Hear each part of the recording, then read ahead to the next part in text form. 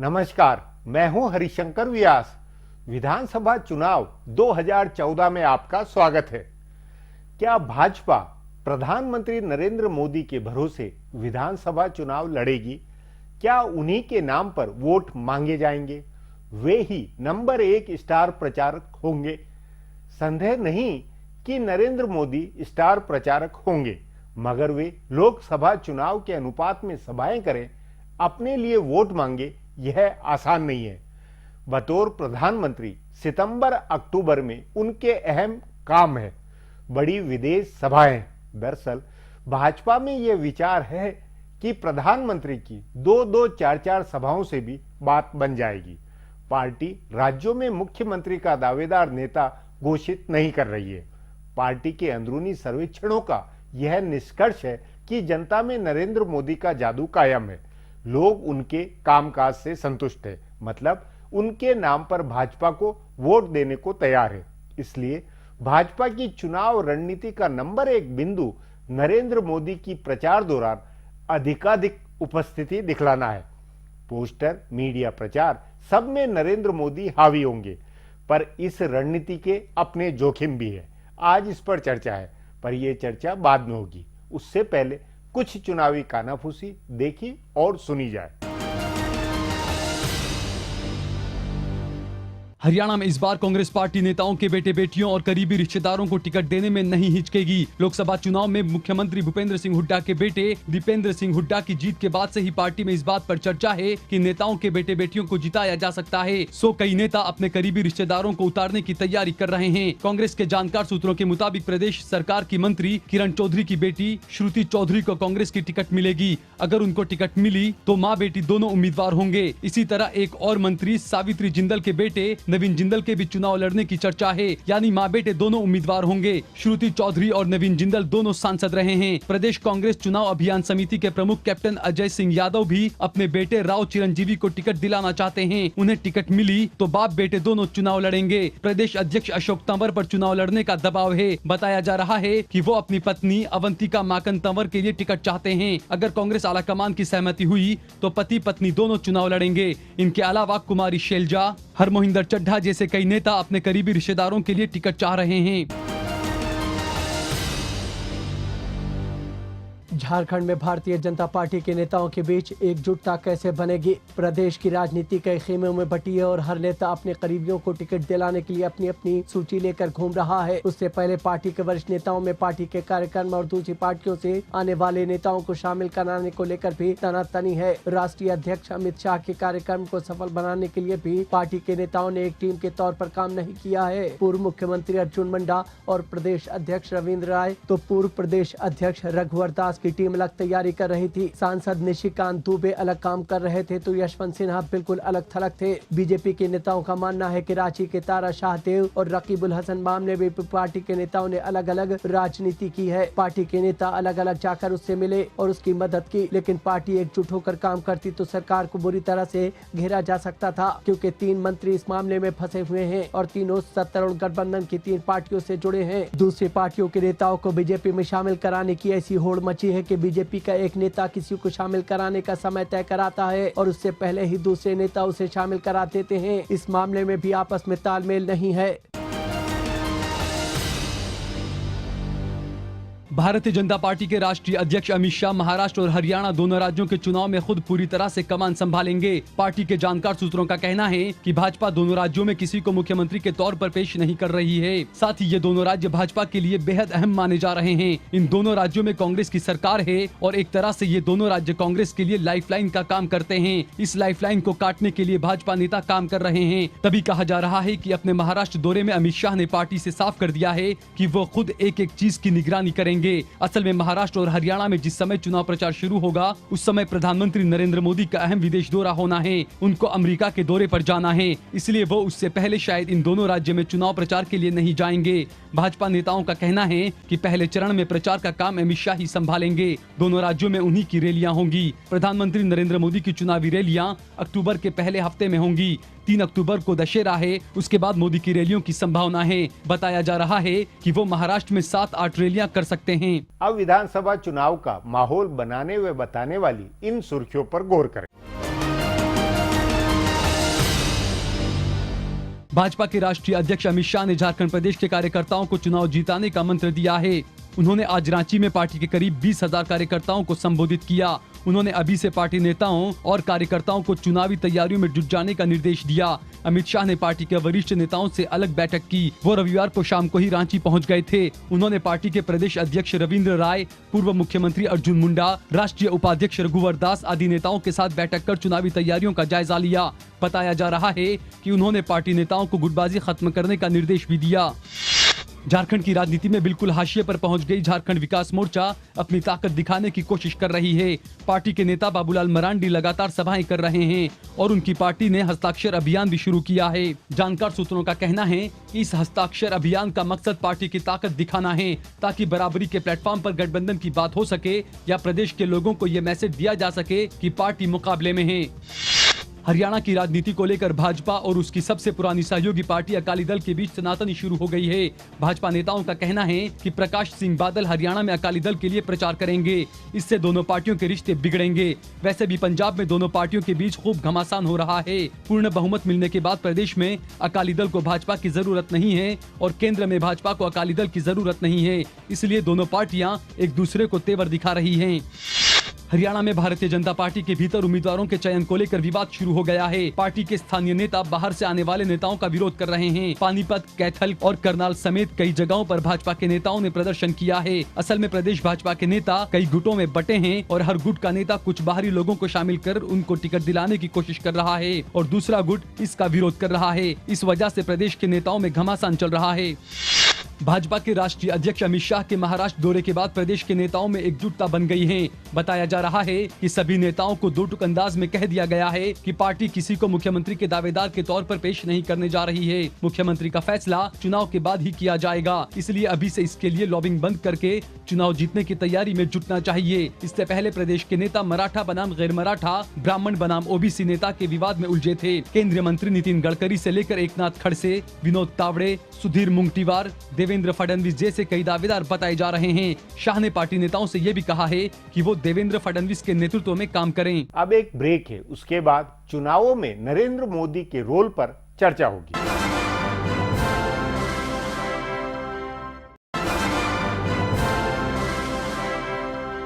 Break के बाद आपका स्वागत है। भाजपा में राज्यवार अलग प्रचार रणनीति नहीं बन रही है। लोकसभा की ही रणनीति को ही अपनाए रखने का फैसला है। मतलब प्रमुख प्रचारक नरेंद्र मोदी रहेंगे। तभी मोदी चुनाव वाले सभी राज्यों में एक एक दौरा कर चुके हैं। चुनाव के दौरान झारखंड, हरियाणा और जम्मू कश्मीर में मोदी की 3-3 रैलियां होगी। महाराष्ट्र में शायद 4 या 5 रैलियां होगी। इस पर आगे चर्चा करें, उससे पहले देखें चुनावी गणित का यह हिसाब। भारतीय जनता पार्टी 4 राज्यों के विधानसभा चुनाव में प्रधानमंत्री नरेंद्र मोदी की लोकप्रियता को फिर से भुनाने की कोशिश करेगी। तभी पार्टी के वरिष्ठ नेता इस बात को लेकर चिंता में नहीं हैं कि प्रदेशों में चुनाव अभियान समिति बनाकर किसी को उसका अध्यक्ष बनाया जाए या पुरानी परंपरा के तहत राज्यों में मुख्यमंत्री पद के दावेदार घोषित किए जाएं। पहले भाजपा मुख्यमंत्री के दावेदार घोषित करके लड़ती रही है, लेकिन इस बार ऐसा नहीं किया जा रहा है। तो इसका कारण ये है कि पार्टी को नरेंद्र मोदी के नाम पर चुनाव लड़ना है। मोदी सरकार के 100 दिन पूरे करने के मौके पर जो सर्वेक्षण हुए, उन सब का निष्कर्ष ये है कि सरकार या मोदी की छवि को कोई नुकसान नहीं पहुंचा है और लोकसभा चुनाव में मोदी के नाम पर वोट करने वाला मतदाता वर्ग अब भी उनके साथ खड़ा है। इसलिए पार्टी का मानना है कि विधानसभा चुनाव में मोदी की इस लोकप्रियता का फायदा मिल जाएगा। पार्टी को इसका अंदाजा भी हो चुका है। चुनावों की घोषणा से पहले नरेंद्र मोदी ने महाराष्ट्र, झारखंड और हरियाणा में सभाएं की, जिसमें बड़ी तादाद में लोग जुटे। इससे पार्टी के नेताओं को जनता के मूड का अंदाजा मिल गया है। सो बताया जा रहा है कि पार्टी का प्रचार अभियान पूरी तरह से नरेंद्र मोदी पर फोकस रहेगा और राष्ट्रीय अध्यक्ष अमित शाह इस रणनीति पर अमल कराएंगे। जिस तरह उन्होंने उत्तर प्रदेश में मोदी के चुनाव लड़ने का रणनीतिक इस्तेमाल किया और भाजपा को ऐतिहासिक जीत दिलाई, वैसी योजना राज्यों के लिए भी बनाई जा रही है। प्रचार अभियान भी मोदी और अमित शाह की टीम ही संभालेगी। भाजपा के जानकार नेताओं का ये भी कहना है कि पार्टी के पास चुनाव वाले राज्यों में सर्वमान्य नेताओं की कमी है। हर राज्य में कई दावेदार हैं। ऐसे में पार्टी अगर किसी एक नेता को पेश करेगी तो मुश्किल आ सकती है और गुटबाजी बढ़ सकती है। इसलिए भी ये रणनीति बनती दिख रही है कि मोदी का चेहरा ही आगे किया जाए, इससे प्रदेश की गुटबाजी भी रोकी जा सकेगी। इसी तरह से चुनाव वाले राज्यों में एक अनोखा पहलू इन राज्यों का जातीय और सामाजिक समीकरण है। तीनों राज्यों में एक जाति या समुदाय राजनीतिक रूप से सत्ता में रहता आया है, इसलिए भी ध्रुवीकरण की संभावना बहुत ज्यादा है। हरियाणा में जाट बनाम गैर जाट की राजनीति की धुरी बन सकती है, तो झारखंड में आदिवासी बनाम गैर आदिवासी की धुरी संभव है और महाराष्ट्र में मराठा बनाम गैर मराठा की धुरी बन सकती है। इसे रोकने के लिए भाजपा को ये जरूरी लगा है कि वो नरेंद्र मोदी की अखिल भारतीय लोकप्रियता को भुनाएं। अब इसी मुद्दे पर वरिष्ठ पत्रकार प्रदीप श्रीवास्तव से बात करते हैं। साथ में मेरे सहयोगी अजीत द्विवेदी भी होंगे। प्रदीप, क्या भाजपा विधानसभा चुनाव में नरेंद्र मोदी पर उसी तरह निर्भर होगी जैसे लोकसभा चुनाव के वक्त थी? अभी तक जो परिस्थिति दिखाई दे रही है और जो भी सिनेरियो इस समय, मुझे लगता है कि मोदी ही फेस रहेंगे ही तीनों चुनाव में, क्योंकि उनके पास कोई विकल्प नहीं है। चाहे हरियाणा ले लीजिए तो हरियाणा में भी कोई लीडरशिप उभरी नहीं है, वहाँ पे भी महाराष्ट्र में भी बीजेपी और शिवसेना वहाँ का भी चक्कर है। मोदी अभी भी उनकी छवि कोई धूमिल नहीं हुई है। मोदी की छवि अभी लगातार 100 दिन पूरे किए हैं, फिर अभी जापान यात्रा की उपलब्धियां और वो सारी चीज़ गिना रहे हैं। तो मोदी ही की छवि को लेके बीजेपी जो है लेकिन बतौर प्रधानमंत्री उनकी जिम्मेवारियां इतनी है, उनको विदेश यात्रा अमेरिका से लेकर सब तरफ जाना है, तो एक अकेले ही तो उनके ऊपर दारोमदार वो कितनी सभाएं कर पाएंगे? लोकसभा चुनाव के बैठन पर मेहनत करना तो जरा आसान तो नहीं लगता? नहीं, चुनाव प्रचार कर पाए चाहे नहीं उतना कर पाए, कुछ उन्होंने मुख्य जगह रैलियां करेंगे वो, लेकिन फेस जो है वो जो स्टार प्रचारक के रूप में फेस है वो मुझे लगता है कि ये मोदी ही रहेंगे। और मोदी के अलावा बीजेपी के पास कोई विकल्प नहीं है, सबसे बड़ी चीज़ वाली है। स्पेशली हरियाणा आप देख लीजिए, झारखंड देख लीजिए, वहाँ पे इन्होंने स्थानीय नेता कोई इनका इस कद का नहीं है, जो भी है वो कांग्रेस का बुलाया हुआ है। तो इसलिए वो वहाँ पे मुझे लगता है कि ये इलेक्शन फिलहाल जो अच्छा वो लूज़ नहीं करना चाहेंगे इलेक्शन, किसी भी कोई चुनौती लेके या कोई गेम खेल के, तो 100% वो चाहेंगे कि ये तीनों चुनाव जो है, और वो क्योंकि लगातार जिस तरह उपचुनाव के रिजल्ट आए हैं उसमें ये विधानसभा चुनाव उनके लिए बहुत महत्वपूर्ण हो जाता है। अजीत, क्या लगता है झारखंड और हरियाणा जितने छोटे प्रदेश है और वहां प्रधानमंत्री की पहले ही रैली हो गई है, उसके देखते हुए क्या वो बार बार झारखंड इतने छोटे प्रदेश में कितनी रैलियां कैसे होगा और इतना 45 दिन के पूरे चुनावी माहौल को कैसे कर पाएंगे? नहीं, चुनाव से पहले उन्होंने एक बार घूम के माहौल बना दिया। वो 2 बार जम्मू कश्मीर चले गए, एक बार महाराष्ट्र, एक बार हरियाणा और झारखंड। चुनाव की घोषणा के बाद जब चुनाव प्रचार शुरू हो जाएगा, पहले तो वो प्रधानमंत्री के कार्यक्रम थे, सरकारी कार्यक्रम थे, वो प्रचार के लिए भी जाएंगे। चुनाव में उनकी रैलियों, बीजेपी की यहाँ जो तैयारी हो रही है वो यही है कि जो छोटे प्रदेश हैं उनमें भी 2-2, 3-3 रैलियां कराई जाए। तो वो उन रैलियों में क्या अपने नाम पर वोट मांगेंगे? मतलब वो अपनी व्यक्तिगत ही प्रतिष्ठा दांव पर लगाकर वोट मांगेंगे? नहीं, इसमें 2 चीजें हैं। जैसे एक तो राष्ट्रीय स्तर, इन चारों राज्यों में जो एक बीजेपी के राष्ट्रीय ऑफिस से जो प्रचार का मटेरियल बन के जाएगा उसमें निश्चित रूप से नरेंद्र मोदी का चेहरा होगा और उनकी सरकार की उपलब्धियां और उनके प्रचार की जो थीम थी उस पर मांगा जाएगा वोट। और जब वो खुद भी रैली करने जाएंगे तो जैसा उन्होंने कहा झारखंड में कि जैसा आपने हमको दिल्ली में पूर्ण बहुमत दिया, हम फटाफट फैसले मैं कर रहा हूं, उस तरह से आप पूर्ण बहुमत दीजिए। तो एक तरह से वो अपने आप को ही आगे करेंगे, उन्हीं की सरकार की उपलब्धियां, उन्हीं के एजेंडे यही आगे रहेंगे। लेकिन प्रदीप, क्या ये नहीं लगता कि भाजपा में इसके चलते ये चिंता होगी कि फिर प्रदेश के अंदर नेताओं का कोई प्रोफाइल नहीं बन पाएगा, या बाकी और जो संगठन के नेता है वो कोई प्रोफाइल नहीं बन पाएगा? मतलब उनकी भूमिका एक सिमटी हुई नजर आएगी। ये दिक्कत है बीजेपी के आगे, पहले भी दिक्कत थी और अभी भी दिक्कत है। स्पेशली देखिए हरियाणा चुनाव की मैं बात करूंगा, हरियाणा का चुनाव इस बार एक नई राजनीति है। बीजेपी पहली दफा जो है वहां पे दावेदार बनी हुई है, सरकार बनाने का दावेदार बनी है। बीजेपी अभी तक वहां पे कहीं जमी नहीं थी, यहां तक कि पिछले विधानसभा चुनाव में उसे कुलदीप बिश्नोई के पार्टी के साथ 50-50 का शेयर करना पड़ा, 2.5 साल वो मुख्यमंत्री रहेंगे, वो करना पड़ा। लेकिन इस बार वो अकेले अपने दम पे बनाना चाहती है और उसको इस सोच में उसके दम भी है, क्योंकि इस बार उनके लोकसभा का कारण उठा, लोकसभा के कारण के अलावा भी कांग्रेस के अंदर भी जो हुआ है, कांग्रेस में भी जो गड़बड़ी आई है उसका फायदा बीजेपी उठाएगी। INLD को उतना फायदा मिलने वाला नहीं, लेकिन उसमें बीजेपी के नेता प्रदेश स्तर के, वो अगर उनको कैंपेन कमेटी का प्रमुख न बनाया जाए या वो खुद अगर आगे लीड न करें तो मामला सिमटेगा नहीं, कास्ट की राजनीति या बाकी तमाम कारणों से। आप देखिए, ये शायद बहुत कम होता है। बीजेपी जो है विधानसभा चुनाव में अपने मुख्यमंत्री के दावेदार पेश करती है, कांग्रेस नहीं पेश करती। यहाँ उल्टा हो रहा है। झारखंड ले लीजिए, चाहे हरियाणा ले लीजिए, चाहे महाराष्ट्र ले लीजिए, मुख्यमंत्री का दावेदार कोई पेश नहीं हो। गोपीनाथ मुंडे थे तो उनकी डेथ हो गई, तो महाराष्ट्र में भी खाली पड़ा है। अब सवाल जैसे हरियाणा ले लीजिए, 10 दावेदार हैं। आप एक सिरे से ले लीजिए, राव रणजीत सिंह ले लीजिए। हाँ। तो अब वो किसको, रामविलास शर्मा को पेश मतलब कर ये सकते है हैं। कि प्रदेश के नेताओं की भी जो झंझट है या जो दिक्कत है उसको ढकने के लिए नरेंद्र मोदी को ही प्रोजेक्ट करना। मैंने जैसे पहले कहा कि इसके पास, बीजेपी के पास इस इलेक्शन में कोई विकल्प नहीं है कि वो किसी दूसरे के नाम पे या दूसरे को प्रोजेक्ट किया, दूसरे के फेस पे महाराष्ट्र का चुनाव लड़े स्थानीय नेता के नाम पे, या हरियाणा का लड़े, या झारखंड। इसलिए मोदी उनके साथ नहीं, लेकिन या फिर एक सवाल आता है कि उसमें जोखिम नहीं है। अगर मान लीजिए लोकसभा जैसे ही नतीजे नहीं आए, उसमें कम भी आए, भले सरकार भाजपा जीतने की तरफ जाए, लेकिन कम आए तो निजी तौर पर उनके लिए जोखिम नहीं है। ये जुआ है, स्पेशली जो उपचुनाव के नतीजे आए हैं उसके बाद ये एक धारणा बन रही है, एक आम धारणा बन रही है कि शायद विधानसभा या स्थानीय चुनाव में वो जोखिम में है। हाँ, लेकिन वो मैंने पहले ही आपसे कहा कि ये रिस्क नहीं उठाना चाहेंगे कि उस जोखिम के बदले जो है ये तीनों चुनाव जो है वो उसमें भी कमी रखी जाए। क्योंकि अगर ये तीनों चुनाव हार गए, वो इस चुनाव में अगर गड़बड़ हुआ तो मोदी की छवि और खराब होगी। प्रदीप, अब एक ब्रेक लेंगे, ब्रेक के बाद बातचीत जारी रखेंगे।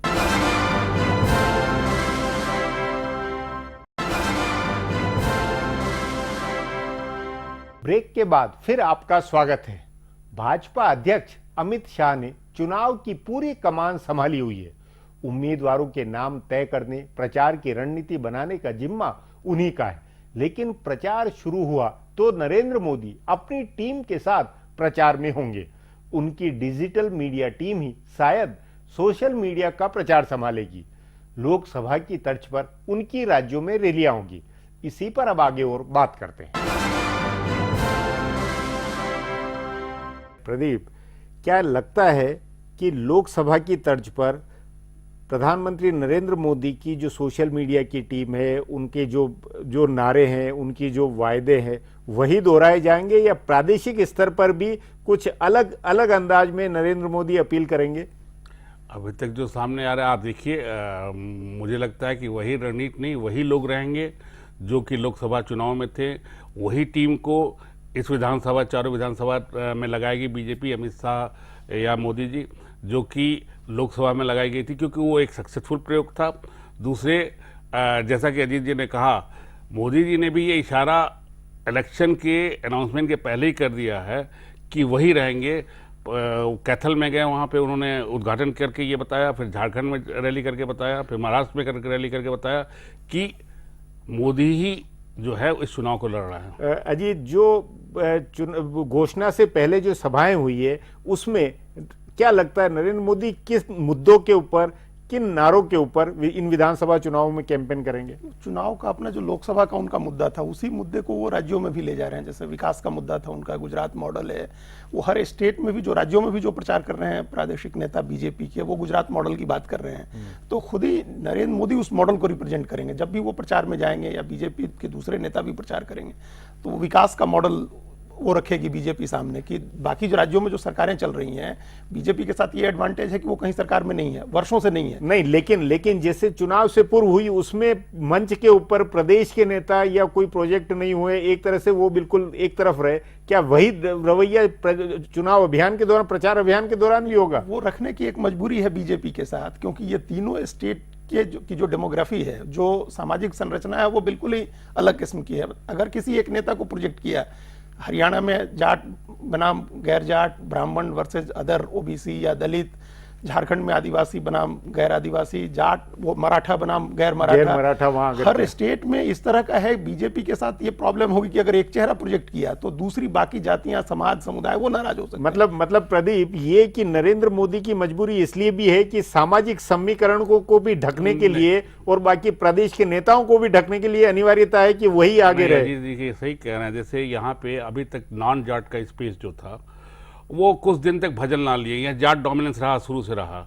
नॉन जाट का स्पेस जो है भजन लाल की बात जो है कुलदीप बिश्नोई लेना चाहें, लेकिन वो नहीं हुआ। बीजेपी ऐसा कोई चीज नहीं चाहेगी जिससे कि नॉन जाट मंच पर, जिस पर मंच हाँ। पर ये कि पहचान के आइडेंटिफाइड हो कि फला जाति को प्रमुखता दी जा रही, ये नहीं होगा। प्रमुखता देने का मतलब है कि आप ऐसे as a chief minister candidate उसको सामने ला रहे हैं। मतलब ये कि पूरी तरह उस नाते भाजपा की रणनीति बिल्कुल तटस्थ, एक तरह से बिल्कुल सेकुलर, अलग ही किस्म की बन रही है। सामाजिक समीकरण में या सोशल इंजीनियरिंग के पॉइंट ऑफ व्यू से देखिए तो तीनों राज्य में बीजेपी का कोई सोशल इंजीनियरिंग अभी तक रहा नहीं है, या उसके पास वोट बेस नहीं रहा है। अब वो वोट बेस की तलाश में है। उसको मालूम है कि जाट वोट जो है वो आईएनएलडी में और इसमें कांग्रेस में डिवाइडेड होगा। तो नॉन जाट का, अच्छा एक चीज़ और हम बता दें, जैसे हरियाणा पे इसलिए मैं जोड़ देना हूँ कि बीजेपी के लिए इलेक्शन बहुत ही महत्वपूर्ण है। हरियाणा में 13 डिस्ट्रिक्ट ऐसे हैं जो कि एनसीआर में आते हैं। यहाँ के पॉपुलेशन और डोमेस्टिक जो डेमोग्राफी है वो चेंज हुई है।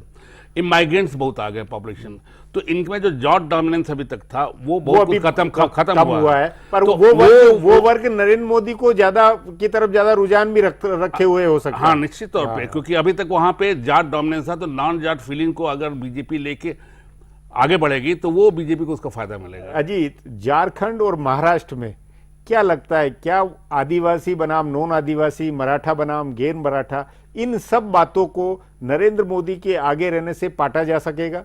इसी की कोशिश बीजेपी कर रही है ये, और काफी हद तक इस कोशिश में बीजेपी कामयाब भी हो सकती है।